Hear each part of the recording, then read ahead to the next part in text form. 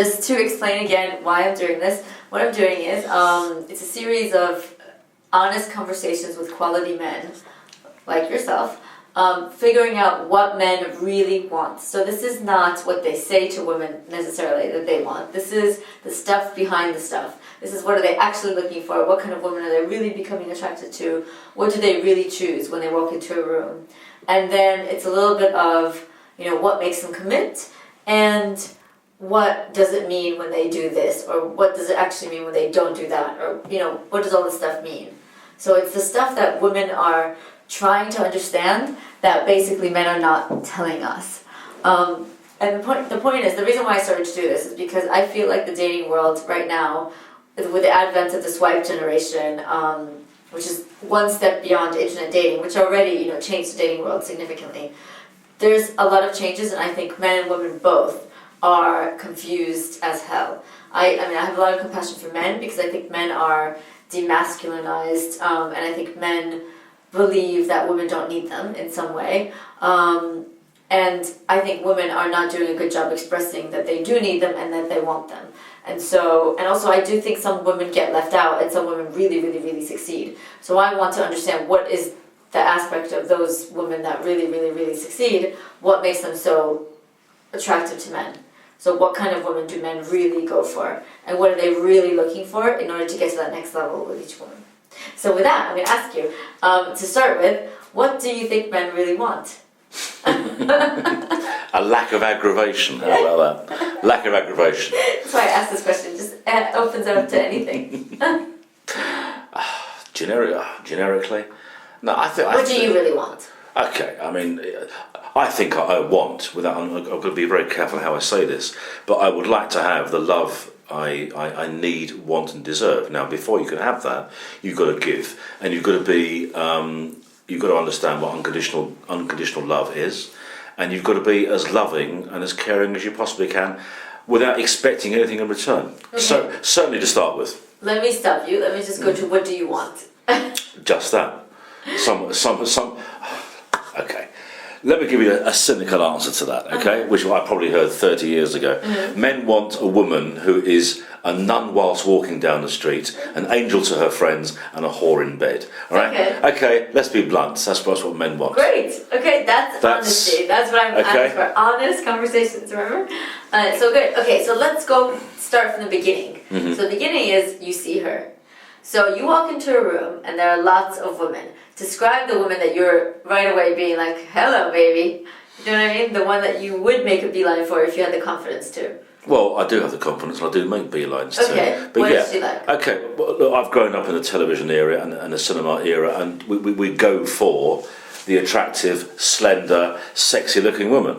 And because that is how men operate. Okay, I'm going to break everything down. Yeah, that's okay. The fact that you said looks is important. Completely... I know, but this is how men... we all know that. That's what I want men to say in this, because looks are important, and I think lots of women looks are discount just how important they actually are. Yeah. No, looks are important, because it says to me, if a woman looks good, then she cares about herself, which means she's got high self-esteem, which means she wants to find herself attractive to men, and she cares about her appearance. I think those things are very important. Brilliant, and what you just said is exactly what I believe in. You don't need to be drop-dead gorgeous. Yeah, no. You just need to have a pride in your appearance. Okay, good. I'm glad you said that. That you just added that last line. I want you to repeat that because that is amazing. You need to have pride in your appearance. And you don't have to be drop-dead gorgeous. And you don't need to be drop-dead gorgeous. Because that is exactly what I teach to all women. I'm just like, he's not necessarily looking for the most beautiful girl in the room. He's looking for one that fits within his filter. So tell me about, so you said slender. Tell me about slender. So is this like skinny maybe? No, I'm not saying skinny. I just think a lot of women in the Western world, I think in recent years, there's no secret here, I think there are issues with women in the UK, certainly. They are eating the wrong things. From my point, I'm sure there are loads of issues as to why women look the way they do. I find continental women, for example, more attractive. They're more feminine. You go to France, you just go across to Calais, and a French woman can put on a pair of jeans and a jumper and a scarf and look $1 million. That doesn't tend to happen over here. I'm so glad you said that too, because this is all the stuff. I've been round the block a few You times. didn't know that I teach women about femininity. It's part of my. It's exactly like one of my biggest things that I tell them about initially, that they really have to work on the femininity. So when you say, okay, you come to Continental Europe, that woman puts on clothes and looks $1 million. So that's about the clothes, or that's about the way she wears it's it? the way she wears it. Which is how? I'm trying to isolate. I'm trying to give you an answer. It's not. It's just a way of being. It's a sophisticated. It's a certain sophistication. It's a certain way that we walk. Right. And you know, in England, outside of Knightsbridge and Sloane Square and I don't know, Harrogate maybe, or Chester, I don't know. Look, there's good looking women everywhere, but the point is, it's just a way of being. It may have something to do with the environment. I'm sure it probably does. So these women in France that look attractive, they're not always the skinniest ones. No, they're just not necessarily completely overweight. It's just the way they look. So basically, you're not, when you're saying slender, you're not saying super skinny, model skinny. No. Nobody actually likes that, do No, they? well, sometimes I do, but I mean, no, but by and No, large, but like skin and bones, I don't think. No, they're skin and bones actually is not attractive. attractive, but neither is obesity. So the point is, but there's something in between. there's something in between. There's a lot of in betweens, and again, it's how you present yourself. So how important? Let's say you did meet a lovely lady who dresses nice, puts herself together well, looks after her face, looks after her hair, looks after her shoes, her whatever, her accessories, but she's a little bit pudgy, a little bit overweight. No, it probably wouldn't matter. Okay. But it depends it depends how you carry yourself. If you wear clothes that are appropriate to you, see, that's something else. It's appropriateness of dress. Right. Now I can't. I'm not an expert on women's dress at all. Yeah. The point is, it's okay because I work with experts. I know what looks good. They want I have a friend who does clothes styles and colours. And she knows what's right for your skin tone. So it's just someone who is the more in touch you are with yourself. Could well be. Friends like that too. Could well be. That I work with. So basically, so it's about they can have a slightly bigger, because obviously when women get older, they aren't able to stay as slim. It's much harder to stay slim. Sure, if you had children and everything, of course. But it's not just about children. I mean, I've had children, I stay slim, but there's something that happens when you reach 35, your metabolism slows down. Then 40, it goes down. Then 45. It happens to men as well. You know what I mean? Right, exactly. It happens to men as well, but men can get away with it more. Men have other things that women consider more important than that. Yeah. So things happen, so women, it's much more difficult for them to stay skinny. So they will, without wanting to put on weight. But your point is, as long as they know how to dress themselves for their figure, even if they're a little bit more, how much more is acceptable? I don't think you can sort of make a judgment call like that. It depends on the person. I mean, slim is the first thing you look for. Yeah, I mean, which sounds incredibly superficial of me, and perhaps I'm being superficial. But again, that's how men operate. Yeah. A lot of women do not understand the male psyche. I know. They do not understand how we operate. Well, I see women out and about all the time, and they have no makeup on. Their hair is looking drab. They have glasses, which are not necessarily attractive, which is basically just to have a purpose. They're not dressed well, and they're going to an event where I know for sure they're going to be loads of men. So I'm like, what are you thinking? You can meet somebody there. Why are you not presenting yourself? First of all, I think you can meet someone anywhere, and I know women who have. So have I. So you need to make yourself look good, no matter what you do. Yeah. So there's something about continental Europe, women look, they take care of themselves more, they look better. Yeah, okay, that's my opinion. That's my opinion. There's something about English. Well, these are my biases. Yeah. It's a European woman. Yeah, but they are gorgeous. But again, if you look at the average Eastern European, tall, blonde, high cheekbone woman, very, very attractive. But are you compatible with them? Probably not. So you've got to sort of you got to weigh things up. You've got to weigh things up. So you walk into a room, you see you make a beeline for that attractive woman, and now you start talking to her. What would drive you to say, "Oh my goodness, okay, she's good looking," but that's the end of that conversation? What would drive me? Yeah, like basically, I mean, are you gonna pick up that woman if she's not particularly interesting to talk to? Right. Well, okay. There is Or level. do you not care? No, it's levels of conversation. It depends what your agenda is. Depends on the level of conversation. Okay. Okay. Explain. Well, okay. What event is it? You're meeting a person at. Look, if you want to small talk, general sort of chit chat, then fine. But how deep is that person? How spiritual is that person? But you don't necessarily find these things out on a casual first encounter. Okay. But if there's enough of a hook there for a second opportunity or a third opportunity, then fine. Okay, so here's Excuse me. so here's the question. What is that hook that women should have in order to make you want to call them or contact them? It could be chemistry. Could be chemistry. Okay, just to be a little bit kinder to the women who are listening, what is it that the woman should do? What is it that a woman... Oh, I see. Let's see, to get the guy to call? Because let's imagine guys are going out and they're meeting more than one woman. Smile. Okay. Number one. Smile. Don't be negative. Number two. So be positive. Be positive. Okay. Three. Just be engaging, and be interested, and be interesting. yourself. Engaging, interested, and interesting. I sound like a self-help book. Yeah, But I'm not it's true. really. But I it's think. what But I it's think true. it is what it is. Yeah. Okay. Now that's getting to that's what makes you want to call her again. Possibly. Yeah. Okay. And now let's go possibly. Yeah. Why? No, because I think I'm sorry. The looks does play a part. Looks does play a part. Okay, so it doesn't matter how interesting and engaging. No. she is. Because you can meet women. I've met women who are very unattractive, who are very interesting. I've met women who are stunning and slender and gorgeous, and sound awful. Now I'm biased. I come from a certain part of society, if you like, and if a woman opens her mouth and it doesn't sound nice, that's a huge put off. Okay, so which, But that is, but yeah, okay, but that's the way it is. That's just me. Other men would find it attractive. So we are biased toward accents and the way accents and also the way people speak as well. okay, so if she's not well spoken, it would turn you off. No, it's not being well spoken. I'm not saying have an RP accent. I would just say it's what is said. Okay, so what is it that women can say that sometimes turns men off? Well, you've got to be careful of profanities, Okay. unless they're completely appropriate. And I think you just have to be careful and don't yawn. You know. Yeah, just be interested.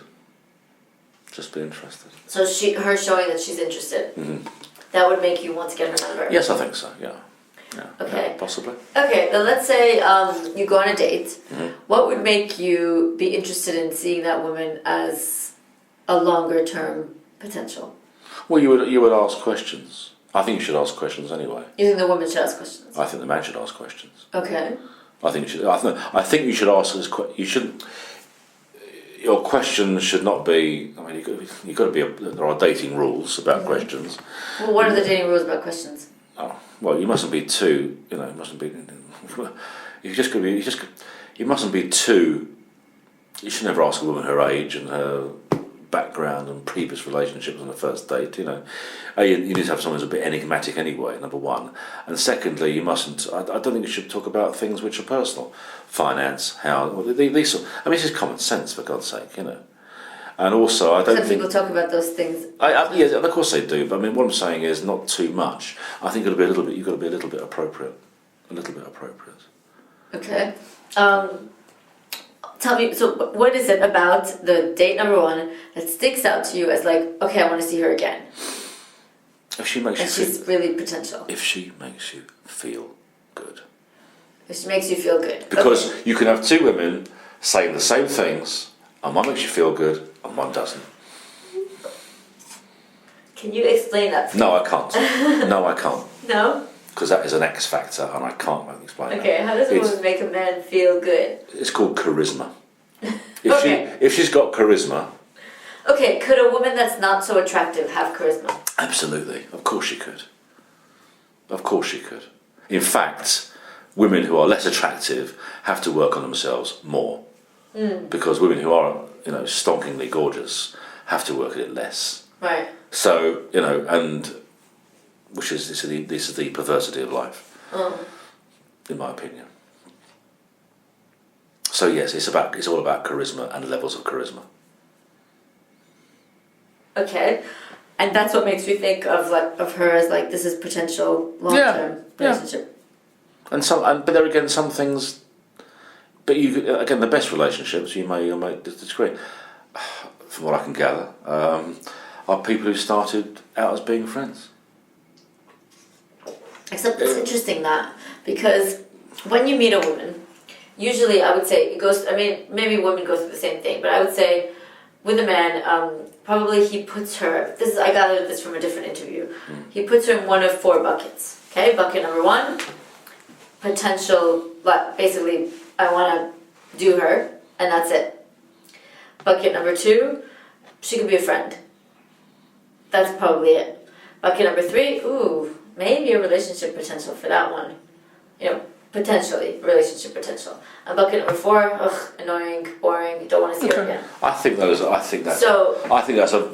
it's cynical. Yeah. Not nice, but yeah, I'm a Realistic. bloke. I'm a bloke, and I think I would work that way as well. Yeah. So what makes a woman go into so now you just said best relationships started off as friends.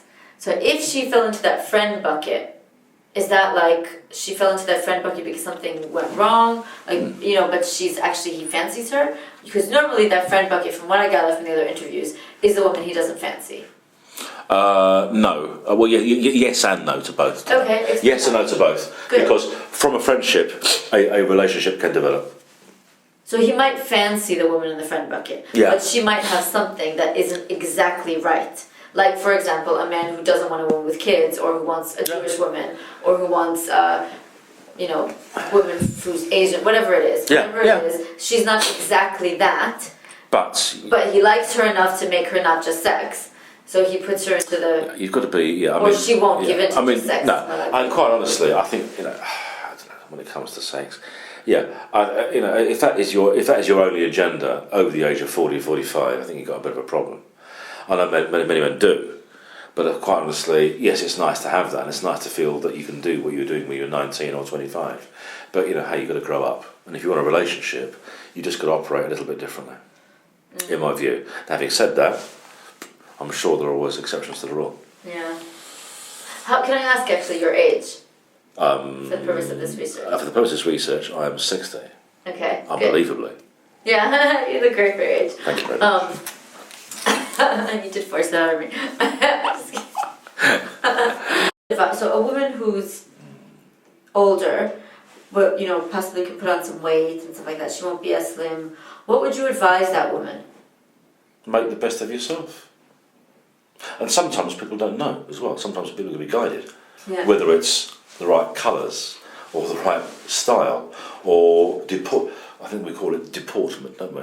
It's how you walk, it's how you talk, it's the language you use. So it's all these it doesn't matter how old you are, there's always room for improvement. Yeah. Okay, so keeping in mind there's room for improvement, what can these women do if they're not naturally, let's say they're older, so obviously they can't compete with the 30-year-olds. Look, at the end of the day, what can they do? They don't need to compete. They have. You're not. Life is not a competition. Look, at the end of the day, if you're a bit ugly and you're a bit this and you're a bit that, it doesn't matter how much training and money you spend on yourself, you're still going to be an ugly duckling, But the point is... What can a woman like that do? Right. Just take small steps to improve. The first thing is to be aware of who you are. Okay. The most successful people, in my view, are those people who are in touch with themselves and are aware of what they do and what they say, so they can make an improvement based on who and what they are. Okay, so if she realizes she's not very attractive, she's overweight, but that could be her perception. But you said be aware. Yeah, but it could be her perception. The problem is nobody's really going to tell you that to your face. Sometimes they do. If you go into the right people, they will do. Well, unlikely, because it'll hurt your feelings. Fine, okay, sure. Okay. So what do you do? Right. So if she thinks she's overweight, lose weight. You do the best you can to dress for her figure. Yeah. Men of my age, there was one woman. It was Ursula Andress coming out of the water, in Doctor No, Yeah. and that sort of set a whole raft. Ursula Andress is very slim. Well, I wish she meant. Yeah, perhaps she was. I don't know. But it's a question of perception, isn't it? When you have these people, Hollywood stars and so on, who look a certain way, you think you want it as well. In the same way that you want to be James Bond yourself, but we can't all be that. Yeah. And the reality is, people come in all shapes and sizes. It's about you find someone attractive through their attitude and their personality. But after you pass the filter of how they look. Look, hey, that's life. Okay, what? I'm not saying it's fair or it's right. Okay, when you're 60. What ages are the women that you go for normally? Well, at my age, I ought to be lucky. I should be able to chat up women between the ages of 20 and 80. But realistically, because I have a certain style and a certain manner and a certain way of being and a certain attitude. That yes, I would find it very hard speaking to someone who's in their 20s and 30s. Okay, what age women do you actually go for? I think I have to look at someone who's in their 50s, or between 45 and 60, or 62 or something. I don't know. And do you find those women attractive? Yes, some of them are. Yes. Do you? Okay, so what age? Like, is there an age range that you discount? Let's say. Probably 70 plus, yeah. I don't know, I never really thought about it. But yes, it's completely inappropriate trying to date someone who's in their 20s, for God's sake. It's ridiculous. Right. Okay. That's just being stupid. Unless you're doing it for sex, and even then it's even more stupid. Okay, so you would frown upon a man who looks... No, I wouldn't frown upon them. No, I wouldn't. I wouldn't make judgments. You'd be jealous? Quite possibly. Yeah. But what's the point? Jealousy is a very negative emotion. Okay. I'm one of the least jealous people you'll ever meet, by the way. Can you imagine certain qualities that older women possess that younger women don't? Experience. And that's an attractive thing. Of course it is. So ideally, what would be the age range? I just said between 45 and 60. Okay. Or 45, 55.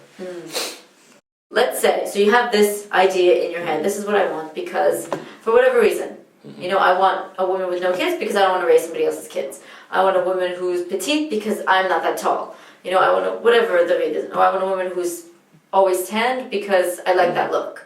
Whatever the reason. Yeah. So now you meet a woman who is attractive, who you do find attractive, but she's not exactly those things.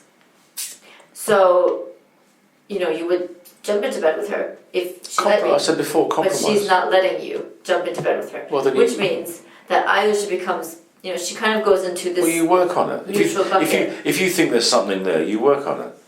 Well, maybe, but lots of men don't. Well, that's because they don't understand the dating game, right? You have to do. Okay, all right. One big example I see is men who don't want to date women who have kids, and I see this for myself. Yeah, but that's something else. That's not the point. That's not the question. That's something else altogether. Right. If you've decided, I want to get that woman to love me, it may take you a month, 2 months, 2 years, 5 years. The point is, there is a way of being, right? I think there is a psychological. I'll use the word game, or perhaps process is better, right? And I think if people were taught that, I think a lot of the dating industry would be out of business because I think me included, you just go about things in the wrong way, particularly when I was younger. And if you want someone badly enough and you think that person is the right person for me, there are just certain ways of being. And you start off by being friends, and you start off by listening, and you give reassurance, and you give support, and you do this. And, okay, so the starting off at being friends is the compromise the man does. No, it's not. If they don't, then they're bloody stupid. And no, but starting off as being friends is part of the equation of getting. Absolutely. Yeah, But she's a friend that he's then thinking about having a future with, but he's not letting on It's just like a slow process. Yes, because I think women, all right, women are very good at picking these things up anyway. Right, but the reason that she's put into that friend category is because because why?